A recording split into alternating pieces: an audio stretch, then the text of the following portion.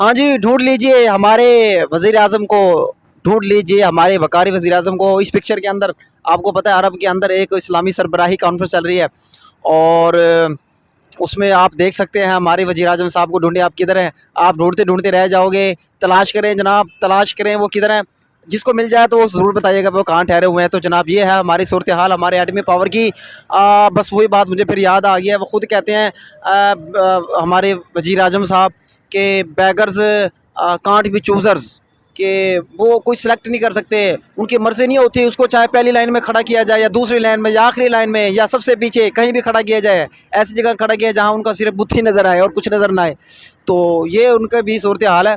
तो ये उन्हें अमली तौर पे साबित किया है हमारे वज़ीर-ए-आज़म शहबाज शरीफ ने कि हम वाकई जो है ना बेगर्स हैं। आप जहाँ भी हमें खड़ा करेंगे, जहाँ भी हमें मुंतखब करेंगे, हमें जिस फार्म पे बनाएंगे 45 पे बनाएंगे, 47 पे बनाएंगे, आप जो ऑर्डर देंगे हम वही करेंगे। तो हमारी अपनी कोई सिलेक्शन नहीं है, क्योंकि हम आवाम के वोटों से तो आए नहीं हैं, इसलिए हम बेगर्स हैं। और हमारा मकसद ही यही है कि पूरी दुनिया में जहाँ भी जाएंगे बस हम मांगने नहीं आते, अपने मुंह से नहीं कहते, बस वो फिर हम रिक्वेस्ट ही करते हैं और वो आप हमारी शक्लों से पहचान सकते हैं कि हम वाकई मांगने आए हैं। तो जनाब अगर किसी को हमारा वज़ीर-ए-आज़म साहब मिल जाए लाइन में तो खड़ा, तो प्लीज़ ज़रूर बताइएगा।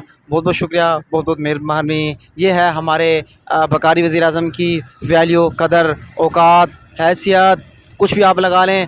आप दोस्तों इसके ऊपर क्या राय है कमेंट सेक्शन में ज़रूर बताइएगा। बहुत शुक्रिया, अल्लाह हाफ़िज़।